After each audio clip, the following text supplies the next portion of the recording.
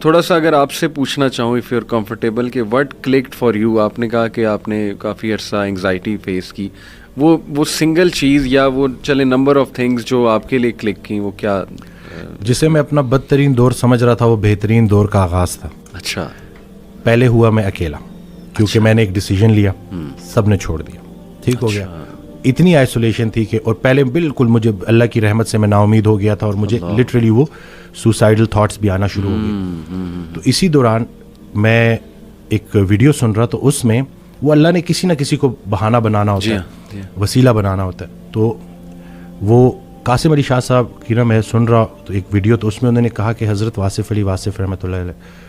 تو میں نے ویسے ہی نا میں نے سرچ کیا، تو پہلی ویڈیو جو سامنے آئی وہ تھی غم.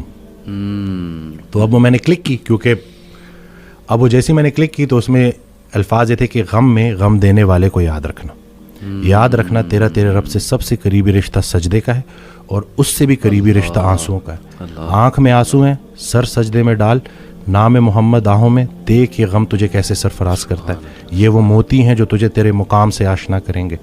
غم سے گھبرانا نہیں ہے، غم کو ریڈ کرنا ہے. وہ حدیث شریف نہیں سنی کہ جس باپ نے 3 بیٹیوں کو پال پوس کے بڑا کیا اور رخصت کیا، یعنی کہ رخصتی کا غم برداشت کیا، جو 3 دفعہ، کیونکہ جتنی پیاری بیٹی ہوگی اتنا بڑا غم دے کے جائے گی. تو جو 3 دفعہ اس غم سے گزار دیا گیا، اگلا مقام اس کا رسول اللہ صلی اللہ علیہ وسلم کے ساتھ ہے. تو غم تو تجھے اللہ کے قریب کرنے آئے، یہ شارٹ کورس ہے. اب میرے لیے جو میری تنہائی تھی وہ میری سب سے بڑی سپورٹ اس لیے بن گئی کہ مجھے کوئی ڈسٹریکٹ کرنے والا نہیں تھا. پھر میں نے اور سنا، پھر میں نے اور لوگوں کو سنا، پھر میں نے اسی طرح سے یوتھ کلب، اسی طرح سے طه ابن جلیل سارا. اکثر جب وہ جو تھا جو لاسٹ جو ہمارا ہوا تھا، تو اس میں نے انہی کی سنی باتیں انہی کو سنا رہا تھا. تو بس لیکن دیکھیں نا، کہیں سے بھی اگر، اور ان سے بھی جب پوچھتے تھے نا جیسے کہ آپ کے لیے ہم کیا کریں، تو انہوں نے کہا کہ میرا یہ پیغام لوگوں تک پہنچاؤ کہ یہ جو ہم عمل سے خالی ہو گئے ہیں نا، وہ علم جو عمل سے خالی رہ جائے اس کا بھی پوچھا جائے گا. صحیح بات. تو کرنے والے کام ہے، کر ڈالو. ہمارا سب سے بڑی خوش فہمی ہماری یہ ہے کہ ہمارے پاس ٹائم ہے. ہم انفارچونیٹلی آخری سانس کو موت سمجھتے ہیں. بچپن مر گیا، جوانی مر گئی. جوانی تو ہاتھوں سے ایسے نکل جاتی ہے جیسے مہندی کا رنگ، ٹھیک ہے. اور پھر جب آپ کو پتہ چلتا ہے تو آپ اس بڑھاپے میں ہو، اور اب آپ جب ماضی میں دیکھ رہے ہوتے ہو کہ کہیں میں اب کیا لے کے جا رہا ہوں اللہ کے پاس. تو یہی ہے کہ یہی وقت ہے.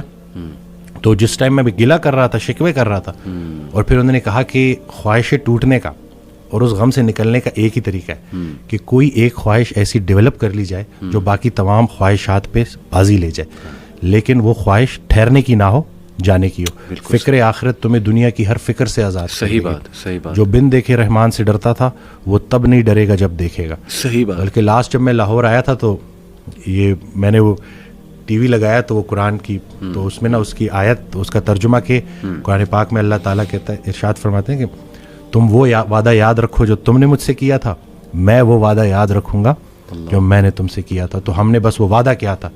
نماز بھی تو اللہ کی یاد ہے نا. صحیح. تو اور پھر دوسرا یہ کہ یکسوئی، کہ جب آپ کا نا یکسوئی نصیب ہو جائے، ایک ہی آپ ڈائریکشن میں چلنا شروع ہو جاؤ. محبت کیا ہے؟ محبت ادھر ادھر دیکھنا نہیں ہے، ایک ہی ڈائریکشن میں دیکھنا. بالکل صحیح. تو جب آپ کی ڈائریکشن اللہ کی طرف ہو جائے نا، پھر اٹھنا بیٹھنا ہر چیز، اور ویسے ہی اللہ تعالیٰ آپ کو مشکل سے نکال لیتا ہے. اور ڈاکٹر صاحب آئی تھنک یہ جو سینٹینس ہے نا جو آپ نے بولا تھا کہ اللہ سنبھال لے گا، بالکل ultimately you have to leave every thing to اللہ. اور قرآن مجید میں بھی اللہ ایون نبی صلی اللہ علیہ وسلم کہتے ہیں نا کہ تم مشورہ کرو، لیکن اس کے بعد اللہ پہ توکل کرو اور چھوڑ دو، اللہ تعالیٰ اس کو سنبھال لے گا. آئی تھنک جب ہمیں یہ بلیف ہو گیا نا کہ کائنات کا نظام چلانے والا اللہ ہے، لوگوں کے دلوں کا کنٹرول اللہ کی 2 انگلیوں کے درمیان ہے، یہ حدیث میں آتا ہے. ہر چیز، ایٹم بھی موو نہیں کر سکتا اللہ کی اجازت کے بغیر. اللہ الوکیل ہے، جس کا مطلب ہے ڈسپوزر آف افیئرز. تمام افیئرز اللہ نے ڈسپوز آف کرنے ہیں. جو آپ کی زندگی میں ہو رہا ہے یہ آپ توکل رکھیں، یقین رکھیں کہ وہ اللہ کی اجازت سے ہو رہا ہے، اس کا ایک مقصد ہے. بس آپ نے یہ تلاش کرنا ہے، بجائے کہ اس غم کو اپنے سر پہ چڑھانے کے. جیسے آپ نے کہا you just have to find out کہ یار یہ آیا کیوں ہے، اس کا مقصد کیا ہے، یہ مجھے کیا سکھانا چاہ رہا ہے. اور سجدے میں جا کے بندہ رو پڑے اللہ کے آگے، اللہ سے تقویت مانگے، اللہ سے کہے کہ اللہ مجھے پرسپیکٹیو دے. بلکہ میں ایک کوٹ پڑھ رہا تھا، ایون دو ہی از اے نان مسلم رائٹر ہے بہت بڑا، میرے ذہن سے ابھی خیر نام نکل گیا، انہوں نے بڑی کمال کی بات کی. انہوں نے کہا oh my lord make me brave. And مجھے ایسی سکت دے کہ میں اپنے غم سے وہ ریزن ڈھونڈ سکوں کہ یہ آیا کیوں ہے. سبحان اللہ. یعنی ایون دو از اے نان مسلم, لیکن یہ کہ اتنی اس میں عقل ہے کہ وہ یہ دعا کر رہا ہے. تو یہی بات ہے کہ وزڈم فائنڈ آؤٹ کرو کہ یہ کیوں آیا ہے. اور بلکہ میں ڈاکٹر صاحب, ایک میرے دوست ہیں بڑے اچھے اسکالر ہیں, انہوں نے ایک بڑی پیاری بات کی. انہوں نے کہا کہ جب بندے پہ غم آئے نا تو چلو کچھ دیر غمگین رہنا یہ نیچرل ہے, فطری ہے. رسول اللہ صلی اللہ علیہ وسلم پہ بڑے غم آئے.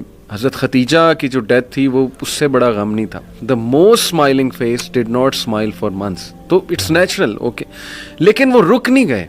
ایسا نہیں تھا کہ وہ آئسولیشن میں چلے گئے, یا ایسا نہیں تھا کہ سارے کام ٹھپ ہو گئے. کیونکہ میرے دوست نے کہا کہ دیکھو جب ہم ٹھپ ہو جاتے ہیں نا, یہ پیسو شکوہ ہے اللہ سے. اتنی تو ہمت نہیں زبانی رب سے شکایت کریں, لیکن یہ کہ ہم ٹھپ ہو کے دکھاتے ہیں کہ جی بس میں تو راضی نہیں آپ کی رضا میں. انڈائریکٹلی تو ہم یہی کہہ رہے ہیں. انہوں نے کہا جو لوگ غم میں کھڑے ہو جاتے ہیں نا, ان کا دل نہیں کر رہا صبح اٹھنے کا, بستر پہ پڑے رہتے ہیں. آئی ایم شیور آپ بھی ایسی کنڈیشن سے گزرے ہیں کہ اٹھنے کا دل ہی نہیں کرتا, ہمت ہی نہیں کہ جی بندے کا دل کرتا ہے میں سویا رہوں, ریالٹی میں آؤں ہی نا. مطلب ریالٹی سو بیڈ. لیکن اس وقت جو اٹھ جاتا ہے نا, یقین کریں, جو ہمت پکڑتا ہے, اللہ کا نام لیتا ہے, آئی تھنک یہ اللہ کو وہ یہ میسج دے رہا ہے کہ اللہ میں راضی ہوں.